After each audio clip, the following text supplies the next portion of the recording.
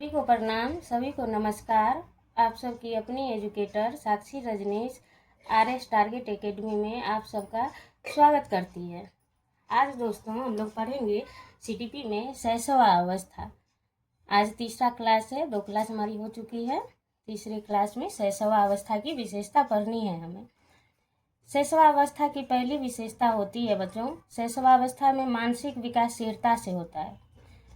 छोटे बच्चा जो होता है, नवजात शिशु, इनका मानसिक विकास तेजी से होता है। तर्क व निर्णय करने की क्षमता नहीं होती है। इन्हें तर्क और निर्णय करने के बारे में पता नहीं होता है, सही गलत का समझ नहीं होता है। छोटे बच्चों को जन्म से शिशु की स्मरण शक्ति बहुत कम होती है, इन्हें कुछ याद नहीं रहता है। मान लीजिए आपने एक खिलौना दिया इनको, वो खिलौना थोड़ा देर के बाद आप हटा दिए, फिर उनको याद नहीं रहेगा कि वो खिलौना आपने उन्हें दिया था या नहीं दिया था। इसलिए इनकी स्मरण शक्ति बहुत कमजोर मानी जाती है बच्चों। इस अवस्था में बच्चे कल्पना जगत में रहते हैं। कुछ कुछ सोचते रहते हैं अपने मन में। अधिकतर अनुभव निरीक्षण व अनुकरण द्वारा सीखते हैं। अधिकतर अनुभव जो है बच्चा, अनुभव निरीक्षण व अनुकरण द्वारा, जैसे कि बच्चे की माँ जो करेंगी उनको देख देख के बच्चा भी करेगा। बच्चे की माँ जैसे बोलेंगी वैसे बच्चा भी बोलेगा, अनुकरण करके सीखता है इस समय बच्चा। शैशव अवस्था की मानसिक विशेषता। शैशव अवस्था मानसिक विशेषता के बारे में जानना है बच्चों। मानसिक विकास शैशव अवस्था में तीव्रता से होती है। इसका हम अच्छे से विश्लेषण करेंगे। जैसे जन्म से 3 वर्ष तक मानसिक विकास बहुत तेजी से होता है। कितने वर्ष तक बच्चों? जन्म से 3 वर्ष तक मानसिक विकास बहुत तेजी से होता है, यानी कि आधा विकास 3 वर्ष में हो जाता है। दिमागी तौर पे आधा विकास 3 वर्ष में हो जाता है बच्चों का। स्मरण शक्ति बहुत कम रहता है। अभी हमने आपको बताया स्मरण शक्ति बहुत कम रहता है, पुरानी बातें याद नहीं रहती, पुनरावृत्ति से ही सीखते हैं। इनको पुरानी कुछ बातें याद नहीं रहती, कुछ भी नहीं याद रहती। अगर इनके पास फिर से वही बात दोहराई जाए तो ये फिर से सीख जाएंगे। अनुभव निरीक्षण अनुकरण द्वारा सीखते हैं। माता पिता की नकल चीजों का निरीक्षण और दोहराव मुख्य है। मतलब माता पिता जैसे करेंगे, आप जैसा मुंह बनाइए वैसा बच्चे भी बनाएंगे, आप जैसा कुछ बोले तो वैसा वर्ड बच्चे भी बोलेंगे। नकल द्वारा ये सीखते हैं। तर्क और निर्णय क्षमता नहीं होती है, सही गलत में अंतर नहीं कर पाता है, कार्य तर्क पर नहीं भावना पर आधारित। इनको तर्क से कोई मतलब नहीं है, इनको बस अपनी भावना से मतलब है। अगर इनको लगा कि आप इनको अच्छे से गोद नहीं लीजिए, रोना शुरू कर देंगे। आप इनके साथ अच्छा व्यवहार कर रहे थे, हंसना शुरू कर देंगे। यानी कि तर्क से इनको कोई मतलब नहीं, इनको भावना से मतलब है। कल्पना जगत में रहते हैं। निर्जीव वस्तुओं को सजीव मानते हैं। मान लीजिए किसी बच्चे को आपने एक गुड़िया दे दिया, वो गुड़िया को ही समझ लेगा कि नहीं ये छोटा बच्चा है और ये सजीव है, ऐसा समझ लेगा कि नहीं ये एक छोटा मेरा भाई बहन कोई भी छोटा बच्चा है, सजीव समझ लेगा। इसलिए जीववाद की मतलब इसमें ज़्यादा ये रहता है। इसके बाद हम पढ़ेंगे बाल्यावस्था की विशेषता। बाल्यावस्था की नंबर 1 विशेषता है समूह की अवस्था। टोली आयु, जीवन का अनोखा काल, अनुकरण, सहानुभूति व सहयोग का विकास, स्कूल की अवस्था, खेल की अवस्था। खेल उनकी दिनचर्या का प्रमुख अंग बन जाता है। अब इन सब के बारे में बारी बारी से हम विश्लेषण करेंगे बच्चों। समूह की अवस्था का विश्लेषण करेंगे सबसे पहले। समूह की अवस्था हम उम्र साथियों का साथ समाजीकरण, यानी कि हम उम्र साथियों के साथ वो खेलना चाहते हैं समूह में। इससे बच्चों का समाजीकरण भी होता है, वो सही गलत का भी विचार सीखते हैं, समाजीकरण भी होता है।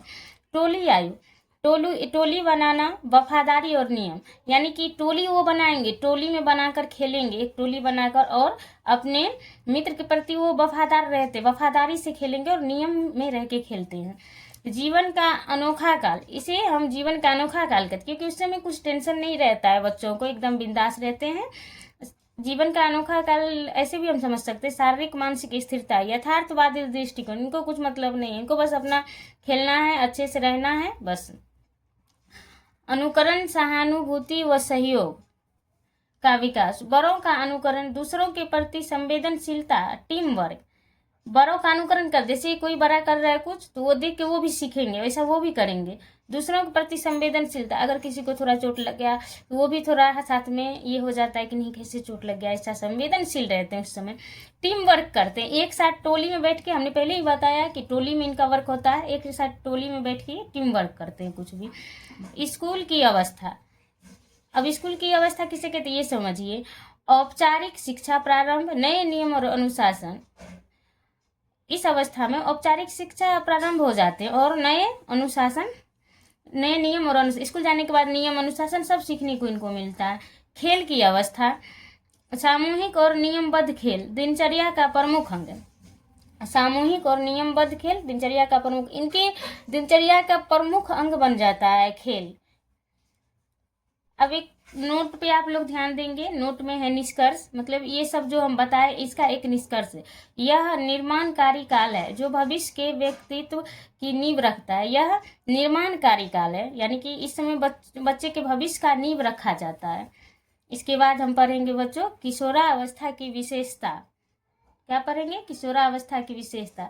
ये विषमलिंगी आकर्षण है। किशोरावस्था में क्या होता है बच्चों, किशोरावस्था हम 12 से 18 वर्ष को मानते हैं। किशोरावस्था में क्या होता है? विषमलिंगी आकर्षण। कोई अगर लड़का है और लड़की है तो वो दोनों में आकर्षण होगा, अट्रैक्शन होगा, विषमलिंगी आकर्षण इसे कहते हैं। आकर्षक वेशभूषा, इस समय बच्चों को आकर्षक वेशभूषा चाहिए, देखने में थोड़ा अच्छा वेशभूषा ऐसा चाहिए, कपड़े ऐसा चाहिए कि नहीं कोई देख के बोले अच्छा बहुत अच्छा कपड़ा तुमने पहना है, ऐसा इनको सुनने में अच्छा लगता है। आकर्षक वेशभूषा इनको चाहिए इस समय। अभी बच्चों एक बहुत महत्वपूर्ण चीज हम बताने वाले हैं आप लोगों को। स्टैनली हॉल के अनुसार, स्टैनली हॉल कौन थे? मनोवैज्ञानिक। इनके अनुसार किशोरावस्था किसे कहा गया ये बताएं। यह तनाव और तूफान की अवस्था है।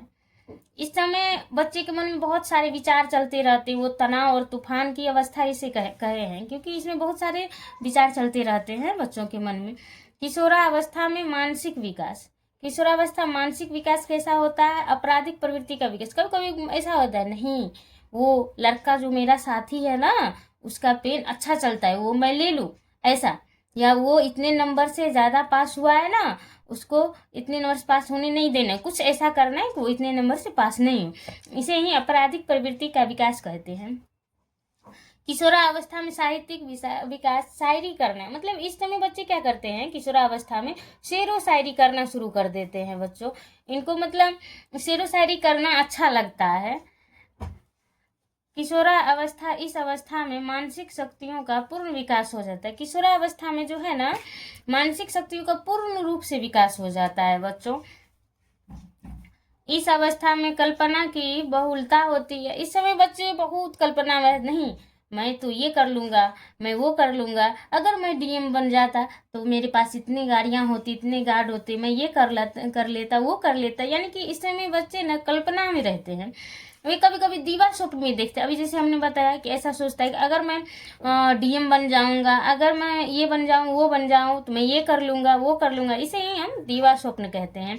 वीर पूजा, इस समय बच्चे वीर पूजा करते, जैसे कि मान लीजिए किसी किसी का अभी फेवरेट वीर पूजा मान लीजिए किसे कहते हैं बताते हैं। जैसे कि मान लीजिए हम कह रहे कि नहीं शाहरुख खान मेरा फेवरेट है, किसी का जो है भगत सिंह फेवरेट है, इसी तरह कोई महात्मा गांधी को अपना फेवरेट मानते, इसी को मान के किसी व्यक्ति को मान के किसी ये मान के जिनको कि हम वीर पूजा कहते हैं।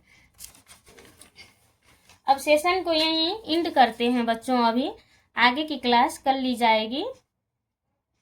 अब लास्ट में आप सबसे हमारी रिक्वेस्ट है कि वीडियो को लाइक करें और चैनल को सब्सक्राइब करें बच्चों। Thank you. आपका एजुकेटर साक्षी रजनीश।